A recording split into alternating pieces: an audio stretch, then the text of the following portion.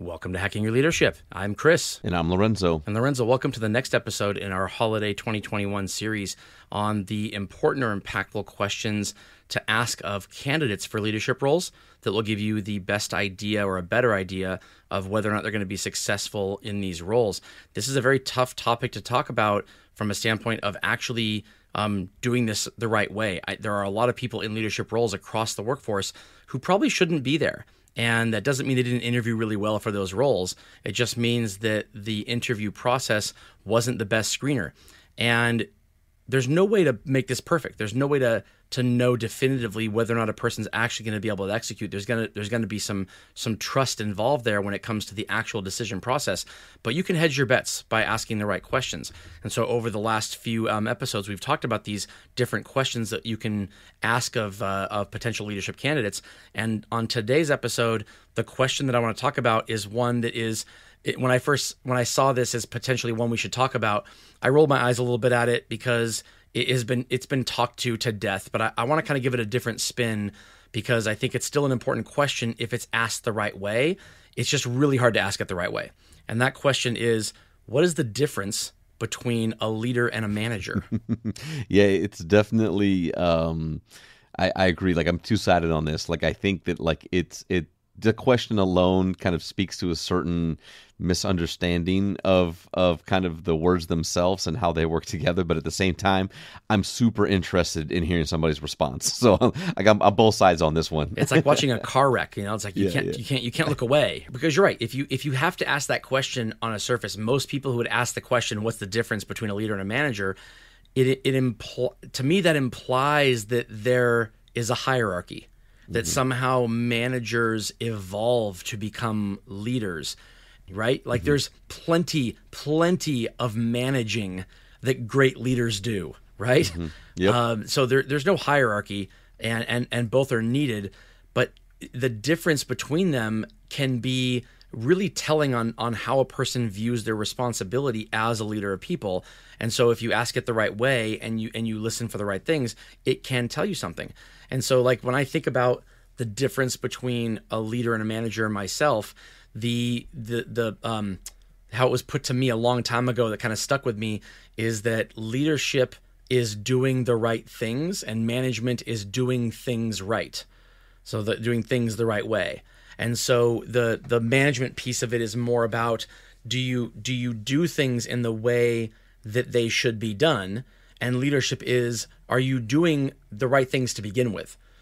So it's more about strategy, more about strategic thinking as opposed to tactical thinking and executing. Although in both roles of leader and manager, there is tactical and there is strategic. It's just that slider is kind of pushed to one side or the other depending on the role that you're talking about.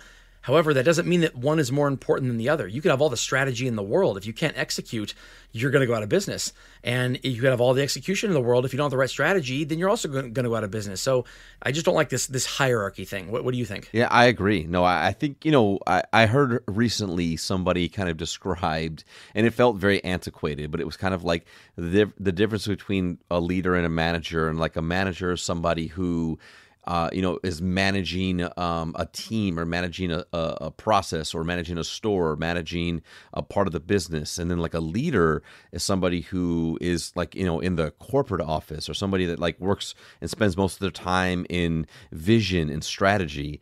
And I kind of had to pause there, and I was like, let's not maybe assign leader and manager to kind of role responsibility, because if I asked you and I said, tell me about the greatest leader you've had in your life, you're probably not going to talk about that random person who works in the corporate office that you've never met before. Right. You're going to talk about the people in your life on a day-to-day basis that have mentored you, shaped you, helped you, developed you.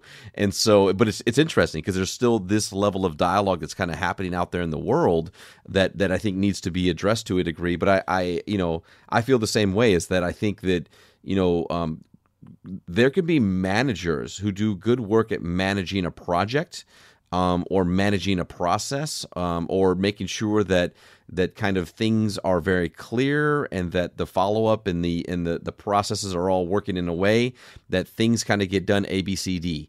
And they could maybe be lacking in some leadership skills, potentially, the way they approach, the way that they engage with people. There could be things there that could be looked for, or that could feel like it's better leadership. I think really great leaders by default have to be good at managing, because if you don't have any type of grasp on the processes or the things that have to be managed or followed up on, then it's going to be really hard for you to inspire and motivate people as a leader, because it's going to feel like you're kind of like aloof, and maybe it's cool to hang out with you, but you're not giving us what we need to be effective at our jobs and our roles. So again, to your point earlier, like there's a ton of overlap here, and I'm not a fan of the leader versus manager thing as this idea of either a hierarchy or a positive negative. I think there's a lot in there to unpack. When I hear an answer to this question that I like, if I ask, and I would never ask this question in these words, what's the difference between a leader and a manager of a candidate? But I can find out what people believe the difference between a leader and a manager is by asking it the right way. But the kind of the result or the response I'm looking for is something that implies that there is a synergy that has to take place between the two. That if you look at something like, think about the importance of innovation, right? So a lot of companies want to look at innovation. Well, to me, the leadership element of innovation is the part that helps generate the ideas. And the management element of of employee innovation is the structure provided in order to be able to develop and incubate those ideas in a way that lets them come to fruition in a controlled way, so that you can actually learn from whatever the mistakes there were, without just kind of like throwing spaghetti at the wall to see what sticks. Yeah, if the idea works, then people don't typically break it apart to figure out what worked about it. They break it apart to figure out what didn't work when it didn't work. The only way to do that is if there was a structure around the process, and to me that is the management piece. The leadership piece is the more of the strategic. Let's figure out what these ideas are.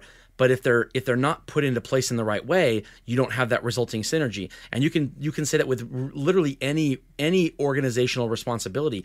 Think about just teamwork, right? So what do leaders do when it comes to teamwork? Well, they inspire people, right?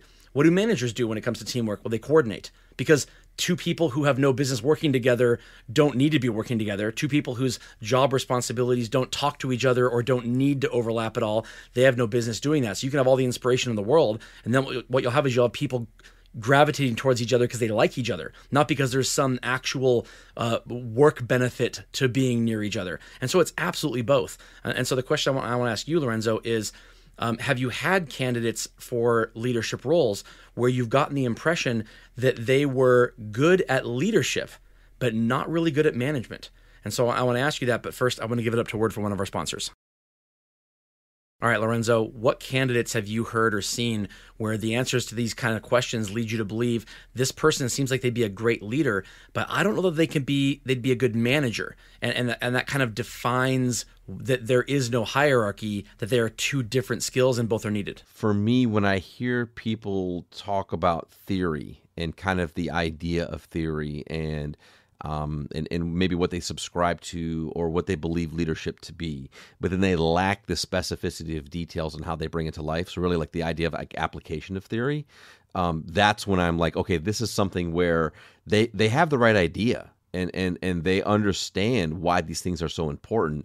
But if they've not actually have the experience or the capability to explain how they've brought those things to life, that's where I feel like they may be lacking in like the management part of it and in that ability to actually bring it to life. Because again, like people can like you as a leader, they can like to be around you. You can bring a positive energy, you can kind of bring an uplifting spirit. There's a lot of things that people will resonate with when it comes to like, I like that person as a leader because like I just enjoy being around them.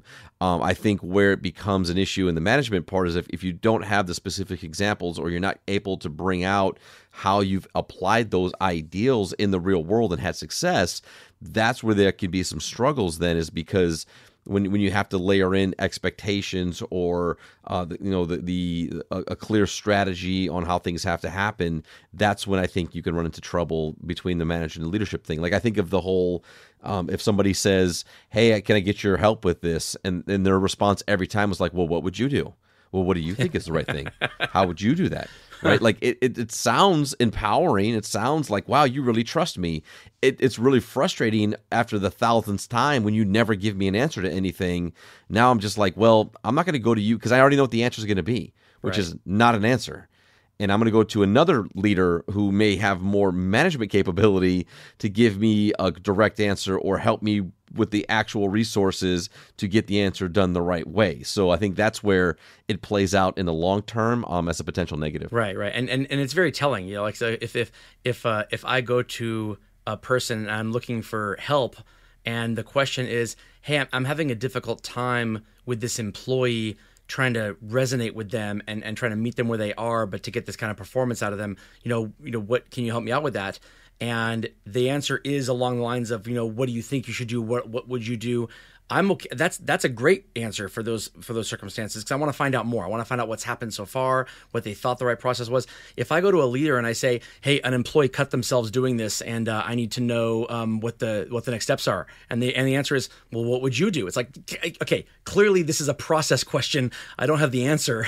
I'm not looking for leadership in the moment. I'm looking for management, right? Yeah, no, I think it's a great point, and I think it's those are the times when process management and systems management they matter so much, and there is an actual answer that doesn't require you to have me think about it philosophically. Again, it's not a hierarchy and it's not a positive negative thing when it comes to manager and leader, and we probably need to retire that kind of feeling in those situations and move more towards an understanding of which each of these bring to our teams, why they're both necessary, and how you have to have balance with them as a leader, and really understand like when to apply them in what context is the most important thing. Right, absolutely. I think each one without the other is pretty ineffective in practice because if you don't have the leadership skills and you only have the management skills, then you're not going to endear a lot of people to you.